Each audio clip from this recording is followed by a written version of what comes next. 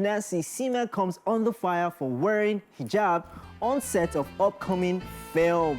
Nigerian actor Nancy Isime has come under heavy criticism after she posted behind-the-scenes photos from the set of a yet-to-be-announced film with the working title, 3 Working Days.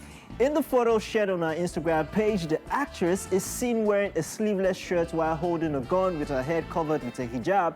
Nancy Isime was also seen with other cast members in what looks like the scene of a robbery. In another image, she posted herself fully covered with a burqa while holding another gun. Reacting to the choice of the outfit, Bashir Ahmad, who served as the digital communications assistant to former President Muhammadu Buhari, took to his ex-Instagram writing, and I quote, "I join my brothers and sisters to strongly protest the use of the hijab, niqab, in an upcoming Nigerian movie produced by one Miss Bolanle Ayo. The hijab is an outfit deeply attributed to Muslim women that symbolizes respect, modesty, and religious devotion, and I believe it should not be used as a mere costume in a movie, especially when the scenes it portrays are clearly associated with negative moral vices." All right, and he continues by saying that he added, using the hijab in such scenes is a profound disrespect to our mothers, sisters, and daughters.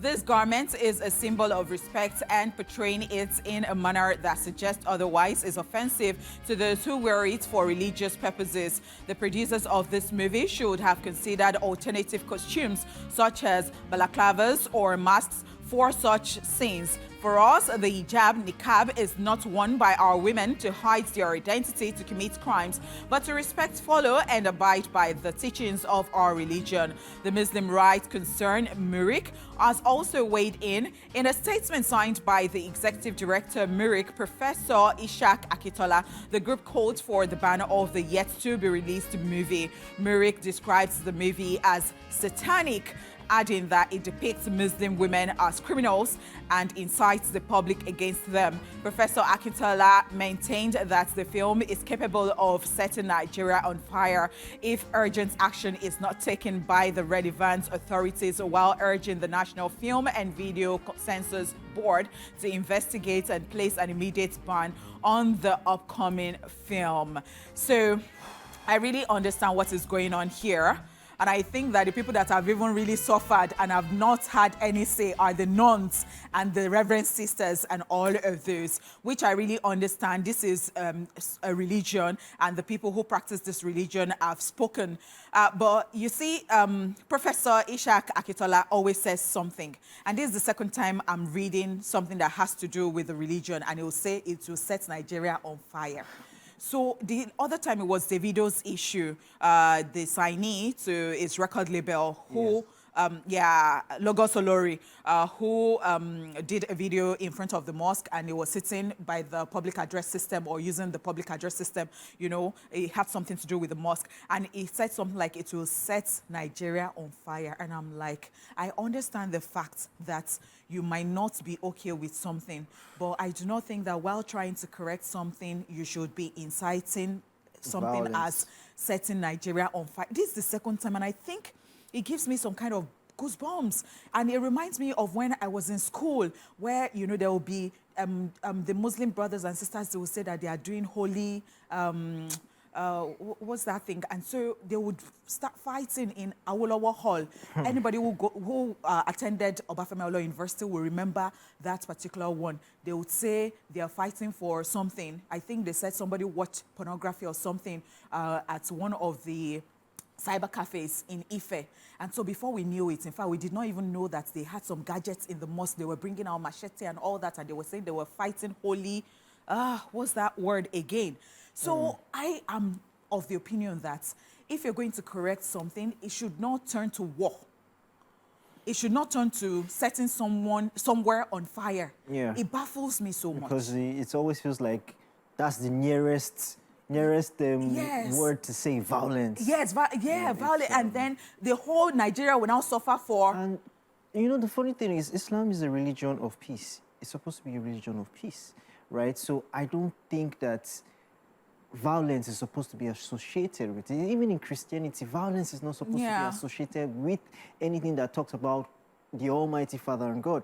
But going back to this news, I know that it's not just this. I mean, there's just other things that has been holding us back as Nigerians or as Africans, which is religion and tribalism. It's a very huge issue. Now it creeps into creative world. Because it keeps coming. I was just sorry to interrupt you. You remember Eyo?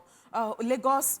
Yes. Oh, what's that? The title of Gangs of Lagos. Gangs of Lagos. Yes. You know, an association in Lagos State stood up to and said that, you know, according to their tradition, you know, should not be portrayed in that manner and all that. So it's always coming up. It's funny because, I mean, when we always look at the diaspora, we look at the Western world, and we love how they put, there's no limits to their creativity, right? They do a lot of creative stuff. I mean, the Russians by now should be complaining a lot about how the Americans depict Russians as villains in movies, right? Or the Arabs, Afghanistans, you know, all these people. Most of the American movies, there was a period where it was just Russians that were bad guys in movies. There was a period that it was, you know, the Arabs that were bad guys in movies. There was a period that we watch all these movies, we applaud the movies, we love the movies. It's not the first time that, even in foreign movies, we see where, you know, people with the full garment, not even just half, the full garments they are wearing, they are carrying weapons, and they depict them as violent. That does not mean that the religion or those people are bad people. It doesn't mean, it's just, it's a fictional, it's called fiction for a reason. And I think that we take that, you know, that line of fiction and creativity, we spread it too much, and then we now incite violence into it and say, oh, it doesn't depict that these people are that people. Or for instance, they'll say, oh, let me use my own people. They say, okay, maybe the ethnic people are bad people in a movie. That doesn't depict that in real life they are bad people. It's just fiction. Except we want to start making up races in movies now and call it another thing entirely. Maybe we'll say, oh, Wakanda, which it doesn't even exist in real life. So except you want them in Nigeria, the filmmakers, to start working that way and calling tribes that we don't even relate to or things that we don't relate to, then it will be unrealistic. So, yeah, I think it's just a thin line that we're walking, and very soon it's going to kill creativity in the whole entertainment industry. So, moving on the entertainment news. I think we should just go on a break, take a breather, and come back to the rest of the news. Let's take a breather. Yes. I'll be right back. Yes.